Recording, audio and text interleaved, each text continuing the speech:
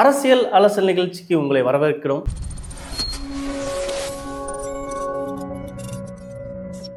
இன்னைக்கு பாத்தீங்கன்னா எதை பத்தி பேச போறோம் அப்படின்றது தான் இன்னைக்கு பேச பொருளா இருக்கு. விஜய் இன்னைக்கு ஒரு ட்வீட் போட்டிருக்காரு அவரோட ட்விட்டர் அபிஷியல் பேஜ்ல. என் நெஞ்சில் குடியிருக்கும் தமிழக மக்களுக்கும் கழக தோழர்களுக்கும் வணக்கம். தமிழக அரசியல் களத்தில் முதன்மை சக்தியான தமிழக வெற்றி கழகத்தின் 2வது மாநில மாநாடு வருகிற ஆகஸ்ட் மாதம் 25ஆம் தேதி 25/8/2025 திங்கட்கிழமை அன்று மதுரையில் நடைபெற உள்ளது என்பதை அறிவிப்பதில் மகிழ்கிறேன். ஆகை சூடும் வரலாறு திரும்பட்டும், வெற்றி நிச்சயம், நன்றி அப்படின்ற மாதிரி போட்டிருக்காரு. எத்தனை மணிக்கு போட்டிருக்காருன்னா கிட்டத்தட்ட 9:46க்கு போட்டிருக்காரு.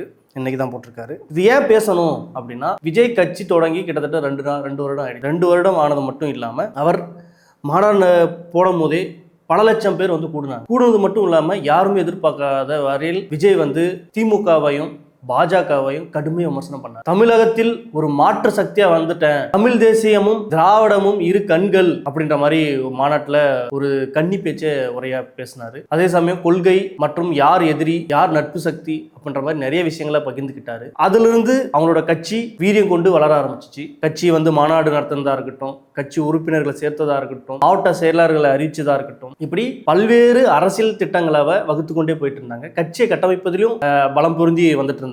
இந்த இடையில அவர் ஃபீல்டுக்கு வரல அப்படின்ற மாதிரி சொல்லிட்டு இருந்தாரு. பிரஸ் மீட் கொடுக்கலன்ற மாதிரி சொல்லிட்டு இருந்தாங்க. எந்த மக்களையும் பார்க்கல அப்படின்ற மாதிரி சொல்லிட்டு இருந்தாங்க. அதெல்லாம் முறியடிச்சு ஆர்ப்பாட்டமும் நடத்தினாரு. அதே மாதிரி பரந்தூர் விமான நிலையத்துக்கு போயிட்டு மக்களை சந்திச்சாரு. மதுரையில ஒரு சுற்றுப்பயணம் செஞ்சாரு. கோயம்புத்தூருக்கு போயிருந்தாரு. இப்படி பல்வேறு பகுதிகளுக்கு போயிட்டு மக்களோட பிரச்சனைகளையும் குறையையும் கேட்டறிஞ்சது மட்டும் இல்லாம திமுகவுக்கு எதிர் கட்சியா ஒரு தோரணையில விமர்சனம் பண்றதா இருக்கட்டும், அவங்க எதை தவறு செஞ்சா தட்டி கேட்கறதா இருக்கட்டும், அவங்க கட்சி உறுப்பினர்கள் இருந்து எல்லாரும் கடுமையா விமர்சனம் பண்ணி கேட்டுட்டு இருந்தாங்க. திடீர்னு பாத்தீங்கன்னா ஆர்ப்பாட்டம் முடிஞ்ச உடனே 2 நாள் அது ஒரு பூதாகரமான பேசுபொருளாச்சு. பேசுபொருளானது மட்டும் இல்லாம திடீர்னு இன்னைக்கு 2வது மாநாடு அறிவிச்சிருக்காரு. முதல் மாநாட்டுக்கே தமிழ்நாடு தாங்கலன்ற மாதிரி சொல்றாங்க. முதல் மாநாட்டுக்கே திமுக பயந்துருச்சுன்னு சொல்றாங்க. முதல் மாநாட்டுக்கே அதிமுகவும் பாஜகவும் நான் இனிமேல் என்ன பண்ண போறேன், தமிழ்நாட்டுல என் நிலை என்ன, என் ஓட்டு சதவீதம் என்ன, என் ஓட் பேங்க் என்ன அப்படின்ற மாதிரி கேள்விக்குறியாயிடுச்சு. சீமான் விஜய் கட்சிக்கு வராதுக்கு முன்னாடி நான் தம்பியோட கூட்டணி வைப்பேன், தம்பி தான் என்னோட இது,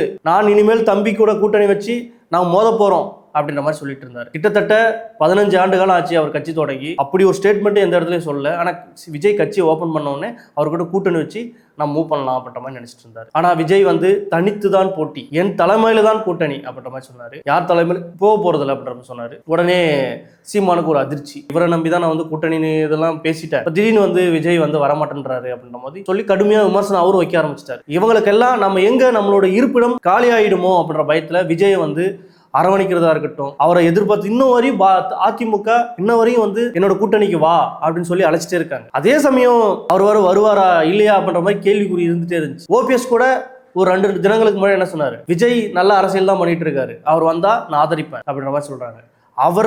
அவரை காத்திருக்கும் கட்சிகள் பல. ஆனா விஜய் என்ன சொல்றாரு, கட் அண்ட் ஸ்ட்ரிக்ட்டா ஒரே ஸ்டேட்மெண்ட் சொல்றாரு, என்னோட தலைமையில் தான் கூட்டணி அப்படின்றது தான் அவங்களுக்கு நெருடலாவும் சிக்கலாவும் இருக்கு. திமுக சைடுல இருந்து பல கேள்விகள் எழுப்பலாம். என்ன எழுப்புறாங்க, இந்த மாதிரி களத்துக்கே வரல, என்ன செஞ்சிருக்காரு, அவருக்குன்னு தனி மாவட்ட செயலர் இருக்காங்களா, இல்ல அவருக்குன்னு ஒரு ஸ்ட்ரென்த் இருக்கா, எங்க ஒரு பலம், 234 கேண்டிடேட் இருக்காங்களா அப்படின்ற கேள்வியெல்லாம் எழுப்பிட்டே இருக்காங்க. அவங்க எல்லாமே இருக்கு, பூத் கமிட்டில இருந்து எல்லாமே இருக்கு அப்படின்ற மாதிரி தொடர்ச்சி அதுக்கு எதிர்வினை ஆட்டிட்டே இருந்தாங்க. ஆர்ப்பாட்டமும் பண்ணிட்டாங்க. இப்ப திடீர்னு 2வது மாநாடு ஆல்ரெடி சுற்றுப்பயணம் சொல்லிட்டு இருந்தாங்க. இப்போ ஆகஸ்ட் மாசத்துல 25ஆம் தேதி அதுவும் கேப்டன் விஜயகாந்த் பிறந்த தினத்துல வைக்கிறார். அப்போ ஒரு மறைபொருளா என்ன சொல்றாரு, விஜயகாந்த் விட்ட பயணத்தவ, எம்ஜிஆர் விட்ட பயணத்தவ நான் தொடங்க போறது மட்டும் இல்லாம இனிமேல் அவங்க விட்டு சென்ற பாதையை மக்களுக்கு நலத்திட்டங்கள்ல இருந்து நல்ல விஷயம் செய்யறதுல இருந்து எல்லாத்தையும் நான் தான் செய்ய போறேன் அப்படின்றத மறைமுகமா உணர்த்துறாரா, இல்ல இனிமேல் வரக்கூடிய காலங்கள்ல தேமுதிகவோட கூட்டணி வைக்க போறாரா அப்படின்ற கேள்விகள்லாம் பல நமக்கு எழுந்துட்டு இருக்கு. இப்போ 25ஆம் தேதி மாநாடு வச்சா ஆல்ரெடி எதிர்கட்சி தோரணையில விஜய் வளர்ந்துட்டாரு. அவருக்கு பல இடங்கள்ல பல தொகுதிகளில்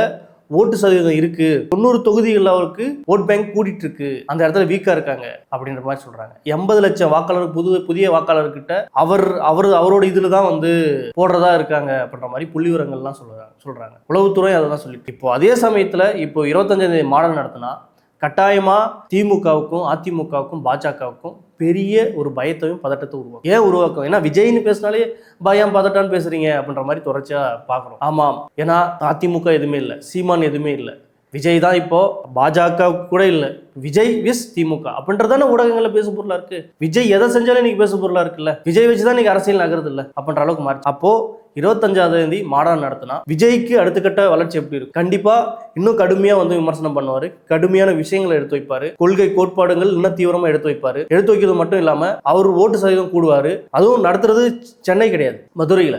எல்லா கட்சிகளும் மதுரையில தான் மாநாடு நடத்துறாங்க.